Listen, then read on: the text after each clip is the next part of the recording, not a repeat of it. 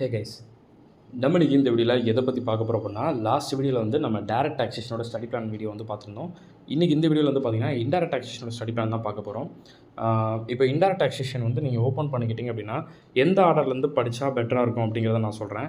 First module number 4 இருக்குது பார்த்தீங்களா, அது ஃபுல்லாமே பேசிக்ஸு. தியரி எதிர்பார்க்கலாம், நீங்கள் தாராளமாக வந்து நீங்கள் அதிலேருந்து தியரி எக்ஸ்பெக்ட் பண்ணலாம். ஸோ கொஞ்சம் நல்லா பார்த்துக்கோங்க. தியரி எம்சிக்யூக்கு இது யூஸ் ஆகும், நல்லா பார்த்துக்கோங்க. மாடியூல் நம்பர் 4 ஓகேங்களா. மாடியூல் நம்பர் 5 என்ன ஆர்டர்லேருந்து படித்தா பெட்டராக இருக்கும். இப்போ 5.1ங்கிறது வந்து பேசிக்கு. சப்ளைனா என்ன, சப்ளைனா வெறும் சேல்ஸ் பண்ணால் சப்ளையா அப்படின்னா அப்படி கிடையாது. சேல்ஸ் பண்ணால் சப்ளை, பார்ட்டர்னா அதுவும் சப்ளை தான், எக்ஸ்சேஞ்சுனா அதுவும் சப்ளை தான், லீஸுங்கிறது சப்ளை தான் அப்படின்னு பார்ப்போம்ல, அந்த கான்செப்ட்ஸ். 5.2ங்கிறது வந்து பார்த்துக்கிட்டிங்கன்னா levy and collection of CGST and IGST. இதிலலாம் என்னென்ன இருக்குது ஆக்சுவலாக காம்போசிட் சப்ளை இருக்குது. Composite supply and mixture supply கண்டிப்பாக கான்செப்ட் பார்த்துக்கோங்க. சம்மாவும் கேட்கலாம், தியரியாகவும் கேட்கலாம். அதுபோக காம்போசிஷன் ஸ்கீம் இருக்குது, அதுவும் அதே தான். சம்மாவும் கேட்கலாம், தியரியாகவும் கேட்கலாம். கான்செப்ட் கம்ப்ளீட்டாக தெரிஞ்சுக்கோங்க. காம்போசிஷன் ஸ்கீம் தியரியாகவும் கேட்கலாம், மேபி சம்மாவும் கேட்கலாம். கேர்ஃபுல் ஓகேங்களா. தென் அதுக்கப்புறம் பார்த்தீங்கன்னா வேறு என்ன பண்ணணும் அப்படின்னா, இந்த exempted and taxable supply. Exempted and taxable சப்ளைங்கிறது என்னது, transport of passengers by air, இதுக்கெல்லாம் எக்ஸாம்டடு, இந்த சர்வீசஸ்க்கெலாம் எக்ஸாம்டடு, இந்த சர்வீசஸ்க்கெலாம் டாக்ஸபிள் அப்படின்னு சொல்லியிருக்கல, அந்த கான்செப்ட் இருக்குது, பார்த்துக்கோங்க. அது கண்டிப்பாக பார்க்கணும். அது போக ஆர்சிஎம் பார்க்கணும். ஆர்சிஎம்ங்கிறது என்னது, ரிவர்ஸ் சார்ஜ் மெக்கானிசம். ஜென்ரலாக சப்ளைட் தான் கவர்மெண்ட்டுக்கு என்ன பண்ணுவாங்க, கஸ்டமர் கிட்டேருந்து வாங்கி கவர்மெண்ட்டுக்கு போய் டெபாசிட் பண்ணுவாங்க. ஆர்சிஎம்ங்கிறது recipient is liable to pay GST. So அந்த கான்செப்ட். இது முடிச்சதுக்கப்புறம் 5.3 வந்துருங்க. 5.3ங்கிறது வந்து time of supply, place of supply, value of supply. இந்த 3 சப்ளையில் ஒரு சப்ளை கூட நீங்கள் விடக்கூடாது. ஏன்னா இந்த 3 சப்ளையுமே பார்த்தாகணும். எதுனாலும் வரலாம். நீங்கள் டைம் ஆஃப் சப்ளை எதிர்பார்க்கலாம், பிளேஸ் ஆஃப் சப்ளை எதிர்பார்க்கலாம், வேல்யூ ஆஃப் சப்ளை எதிர்பார்க்கலாம். ஓகே, ஸோ புக்கில் இருக்க கான்செப்டை நல்லா பார்த்து வச்சுக்கோங்க. Time of supply, place of supply, value of supply. அதை முடித்த உடனே என்ன பண்ணுறீங்கன்னா 5.3 முடித்த உடனே டேட்டா 5.6 போயிருங்க. டேரெக்டாக 5.3 முடிச்ச உடனே 5.6 போயிருங்க. 5.6, 5.7, 5.8 இது வந்து எப்படின்னா எம்சிக்யூக்கு main. At the same time theory also maybe கேட்கலாம். ரெஜிஸ்ட்ரேஷன், அப்புறம் டேக்ஸ் இன்வாய்ஸ்னா என்ன, அதோட கண்டென்ட்டை பற்றி சொல்லுங்கள் அப்படின்னு மேபி கேட்கலாம். ஸோ கேர்ஃபுல், சரிங்களா. 5.6, 5.7, 5.8 அந்த ஆர்டரில் பார்த்துருங்க. அதை முடித்த உடனே என்ன பண்ணுறீங்கன்னா டேரெக்டாக கஸ்டம்ஸில் கண்டிப்பாக ஒரு சம் இருக்குது. சம் எப்படி ப்ரோ கேட்பாங்க அப்படின்னா, புக்கில் இருக்க எல்லா சம் பார்த்துருங்க. தியரிட்டிக்கல் வந்து சும்மா பேருக்கு தெரிஞ்சுக்கிறது, அது தியரி வந்து ரொம்ப டெப்த்தாக நீங்கள் போக தேவையில்ல. But some main. Assessable value find out பண்ணணும்னா எப்படி ஃபைண்ட் அவுட் பண்ணுறது, ஓகே, எப்படினாலும் கேட்கலாம், சரிங்களா. நீங்கள் லாஸ்ட் எடுத்திங்கன்னா இந்த சம்மில் எப்படினாலும் கேட்கலாம். ஓகே, இப்போ அசஸபிள் வேல்யூ மட்டும் ஃபைண்ட் அவுட் பண்ணுறது எப்படின்னு கேட்டிங்கன்னா அது ஒரு தனி லிஸ்ட். இந்த பார்த்தீங்களா, இது ஒரு கான்செப்ட். இப்படியும் சம் கேட்கலாம். பேஜ் நம்பர் 264 இல்லஸ்ட்ரேஷன் நம்பர் 4 இருக்குது. இப்படியும் சம் கேட்கலாம். இல்லைனா பேஜ் நம்பர் 292 இல்லஸ்ட்ரேஷன் நம்பர் 17 இப்படியும் கேட்கலாம். ரெண்டுக்கு என்ன ப்ரோ டிஃபரன்ஸ்னால், அதாவது அசஸபிள் வேல்யூ மட்டும் ஃபைண்ட் அவுட் பண்ணிவிட்டு அதோட சேர்த்து டியூட்டியும் சேர்த்து பார்க்குறது இந்த சம். வெறும் அசஸபிள் வேல்யூ மட்டும் ஃபைண்ட் அவுட் பண்ணுறது அந்த சம். இதான் டிஃப்ரெண்ட். அதனால் எப்படினாலும் எதிர்பார்க்கலாம். இதில் வந்து அந்த சின்ன மீனிங் மாதிரி இருக்குது ப்ரோ அப்படின்னா இதெல்லாம் நீங்கள் பெருசாக பார்க்க தேவையில்லை. சம்முக்கு நல்ல இம்பார்ட்டன்ஸ் வந்து கொடுத்துடணும், சரிங்களா. சம்ஸ்க்கு நல்ல இம்பார்ட்டன்ஸ் கொடுத்துருங்க. அப்புறம் ஸ்டார்டிங்கில் வந்து மீனிங் கொஞ்சம் நல்லா தெரிஞ்சுக்கோங்க. ஏன்னா அதெல்லாம் வந்து இதெல்லாம் வந்து எம்சிக்யூ கான்செப்ட். இதெல்லாம் சும்மா நல்லா கான்செப்ட் தெரிஞ்சு வச்சுக்கோங்க. எம்சிக்யூ இதெல்லாம் எம்சிக்யூ. ஸோ எம்சிக்யூக்கு வந்து கேட்பாங்க. இதெல்லாம் வந்து எம்சிக்யூ. இதெல்லாம் எம்சிக்யூ பர்பஸ்க்கு தெரிஞ்சு வச்சுக்கோங்க. இந்த பேஜ் இதெல்லாம் எம்சிக்யூ கான்செப்ட்டு. ஸோ எம்சிக்யூக்கு தெரிஞ்சு வச்சுக்கோங்க, சரிங்களா. அடுத்து வந்து பார்த்தீங்கன்னா மாடியூல் நம்பர் 4 கம்ப்ளீட்டாக என்னன்னு சொல்லிட்டேன். மாடியூல் நம்பர் 5 வந்து பார்த்தீங்கன்னா 5.1. அந்த 5.2 வந்து பார்த்தீங்கன்னா காம்போசிட் சப்ளை, மிக்சர் சப்ளை இருக்குது, காம்போசிஷன் ஸ்கீம் இருக்குது, ரிவர்ஸ் சார்ஜ் மெக்கானிசம் இருக்குது. ஓகே, தென் அதுக்கப்புறம் பார்த்தீங்கன்னா எக்ஸாம்டட் டாக்ஸபிள் கான்செப்ட் இருக்குல்ல, இது எல்லாமே கம்ப்ளீட்டாக தெரிஞ்சு வச்சுக்கோங்க. ஓகே, முடிச்சுட்டு 5.3யோட முடிச்சுட்டு 5.6, 5.7, 5.8 அதுக்கு ரொம்ப எஃபர்ட் போடாதீங்க. வாட் என்ன கான்செப்ட் அப்படிங்க அண்டர்ஸ்டாண்ட் பண்ணிக்கோங்க, சரிங்களா. ரொம்ப டைம் எடுத்து வேஸ்ட் பண்ணாதீங்க. நல்லா படிக்கும்போது ஈஸியாக ஸ்மார்ட்டாக படிச்சிடுங்க. அதை முடிச்சோடனே மாடியூல் நம்பர் 6 கஸ்டம்ஸ், அதையும் முடித்தோடனே கடைசியாக தான் 5.4ம் 5.5ம் படிக்கணும், சரிங்களா. நீங்கள் சொன்னபடி பார்த்தா எல்லாமே வந்துருச்சு ப்ரோ. ஆமாம், ஆக்சுவலாக கஸ்டம்ஸ் இப்போது நல்லா வச்சுக்கோங்க. இன்டைரக்ட் டாக்ஸேஷன் ஜிஎஸ்டி சப்ஜெக்ட் இல்லையா. இப்போ ஜிஎஸ்டி கண்டிப்பாக வந்து என் பர்சனல் ஒப்பீனியன் என்னென்னா ஜிஎஸ்டி புக்ஸை ஓப்பன் பண்ணி இந்த ஆர்டரில் நீங்கள் படிக்கணும், சரிங்களா. இந்த ஆர்டரில் நீங்கள் ஃபுல்லாக படிச்சிட்டிங்க அப்படின்னா நான் இப்போ சொல்கிறத மட்டும் நல்லா இருந்துச்சுக்கோங்க. அதாவது ஜிஎஸ்டி எனக்கு ரொம்ப கம்ஃபர்டபுள் ப்ரோ, இன்டைரக்ட் டாக்ஸேஷன் எனக்கு ரொம்ப பிடிக்கும் அப்படின்னு நீங்கள் நினச்சிங்கன்னா, ஓகே, இன்டைரக்ட் டாக்ஸேஷன் உங்களுக்கு ரொம்ப பிடிக்கும், அது ஈஸியான சப்ஜெக்ட்டு, அது எப்படி ப்ரெசென்ட் பண்ணணும் என்னங்கிறதுலாம் உங்களுக்கு தெரிஞ்சுன்னா, இப்போ நான் சொன்ன ஆர்டரில் ஃபுல்லாக படித்து முடிச்சிட்டிங்க ப்ரோ, முடிச்சிட்டேன் ப்ரோ, கம்ப்ளீட்டாக முடிச்சிட்டேன், எதையும் நான் ஒமிட் பண்ணல, கம்ப்ளீட்டாக எனக்கு தெரியும் அப்படின்னா, அப்போ எக்ஸாமில் மொத்தம் 7 செட்டு கொடுப்பாங்க. கரெக்டாக 7 செட்டில் 5 செட்டு ரைட் பண்ணால் போதும்.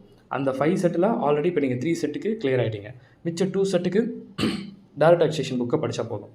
அப்போ டைரக்ட் டாக்ஸேஷன் புக்கை படிக்கணும் எப்படி என்ன பண்ணுறது, மார்க் எடுக்கணும்ல, அந்த 2 செட் அட்டன் பண்ணுறதுக்கு என்ன பண்ணலாம்?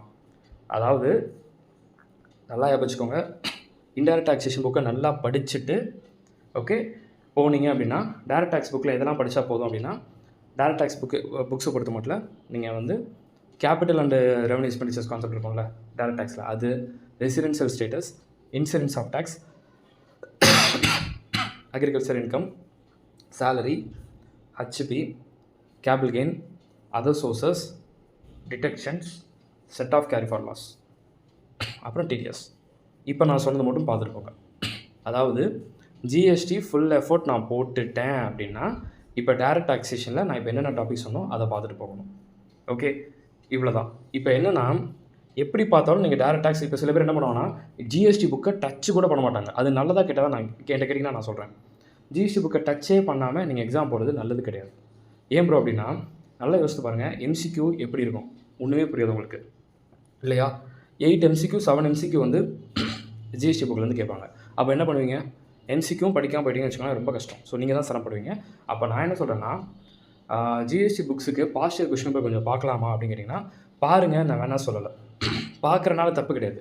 ப்ரெசன்டேஷன்லாம் எப்படி இருக்கணும், என்ன மாதிரி அவங்க எதிர்பார்ப்பாங்க, எந்த மாதிரி சம் கேட்பாங்க அப்படிங்கிறத நீங்கள் பாஸ்ட் கொஷின் பேப்பர் பார்க்கலாம். சரி ஓகே, இப்போ ஜிஎஸ்டி புக்கு எந்த கொஷின் பேப்பர் பார்த்தா நல்லது அப்படின்னு கேட்டிங்கன்னா, இப்போ நம்ம புக்கு சின்னதாக இருக்குல்ல, GST book, indirect taxation book, அதனால் வந்து கொஞ்சம் நல்லா நிறைய தெரிஞ்சுட்டு போனோம் எக்ஸாம்ஸுக்கு, கான்ஃபிடென்ட்டாக போகணும்னு நினச்சிங்கன்னா, இப்போ லாஸ்ட்டாக வந்து ஜூன் 2025 அந்த கொஷின் பேப்பர், அதுக்கு முன்னாடி வந்து பார்த்துக்கிட்டிங்கன்னா டிசம்பர் 2024 அந்த கொஷின் பேப்பர், அதுக்கப்புறம் வந்து பார்த்திங்கன்னா டிசம்பர் 2018, ஜூன் 2019, டிசம்பர் 2019 இந்த 5 கொஷின் பேப்பரில் இருக்கக்கூடிய கான்செப்டை நல்லா தெரிஞ்சுக்கலாம். இப்போ ஒரு டவுட் இருக்கும், ஜிஎஸ்டிங்கிறது வந்து நமக்கு வந்து இப்போது நீங்கள் ஓல்டு கொஷின் பேப்பர்லாம் பார்க்க சொல்கிறீங்க அப்படின்னா, ஓல்டு வந்து என்ன பர்பஸ்க்கு பார்க்க சொன்னால் எப்படி சம் கேட்குறாங்க, நம்ம எப்படி ப்ரெசென்ட் பண்ணணும் அப்படின்னு சொல்கிறதுக்கு தான்.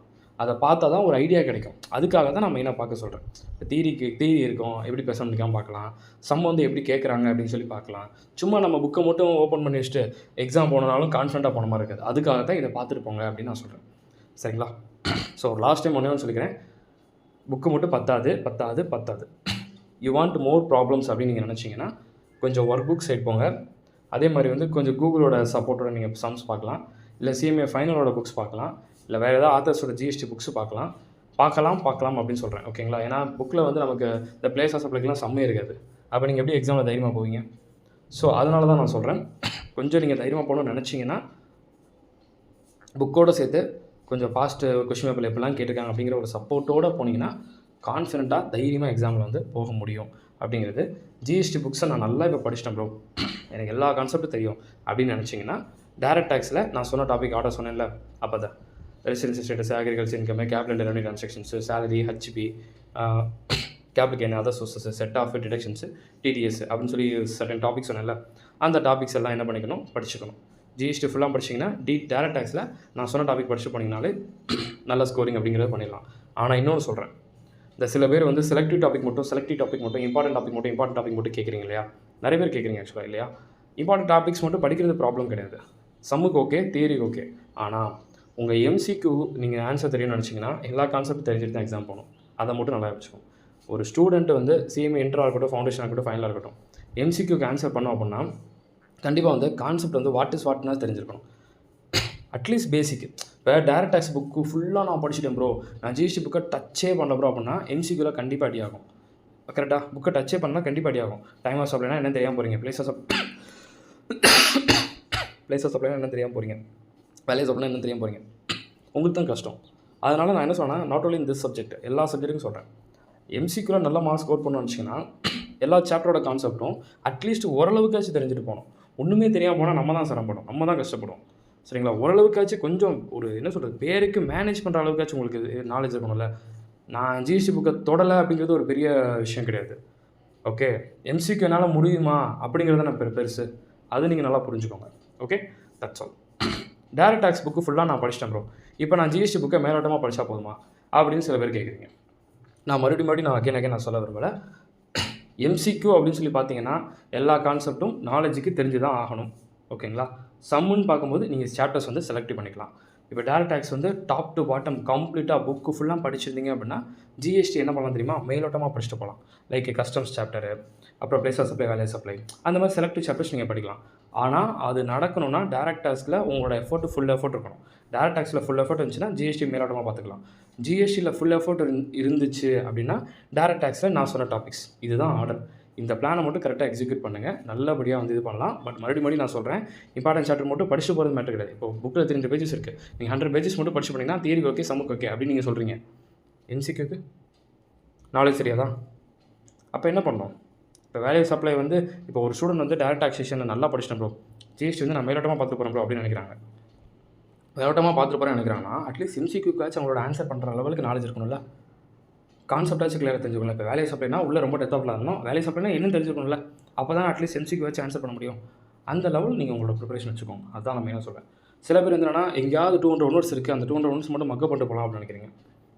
ஓகே, ஒரு 200 ஒன்வர்ஸ் மட்டும் மக்கப் பண்ணிட்டு போகிறீங்க மேட்டர் கிடையாது. புக் பேக்கில் இருக்கக்கூடிய எம்சிக்யூஸ், பாஸ்ட் கொஸ்டின் பேப்பர், இந்த மாதிரி நிறையா நம்ம ரெஃபர் பண்ணணும் எம்சிக்யூ பர்பஸ்க்கு. அதோடய நான் வீடியோ போட்டிருக்கேன், கொஞ்சம் செக் பண்ணிக்கோங்க. இதுதான் பிளான். டேக்ஸில் ஃபுல் எஃபர்ட்டை கொடுத்துட்டா ஜிஎஸ்டி மேலோட்டமாக, கஸ்டம்ஸ் இந்த time of supply, place of supply, value அந்த மேலோட்டமாக பார்த்துக்கலாம். ஜிஎஸ்டியில் ஃபுல் எஃபர்ட்டை போட்டுட்டா டேக்ஸில் நான் சொன்ன டாபிக்ஸை பார்த்துக்கலாம். பாஸ்ட் கொஸ்டின் பேப்பரோட பர்பஸ் வந்து எந்த மாதிரி கேட்டிருக்காங்க, நம்ம எப்படி ப்ரெசென்ட் பண்ணணும் அப்படின்னு சொல்லி தெரிஞ்சுக்கிறக்காக தான் அந்த பாஸ்ட் கொஸ்டின் பேப்பர் வந்து நீங்கள் பார்த்துக்கலாம் அப்படிங்கிறத நான் சொல்கிறேன். Okay, that's all. Wish you all the very best. நல்லபடியாக ப்ரிப்பேர் பண்ணுங்கள். சரிங்களா? பார்க்கலாம்.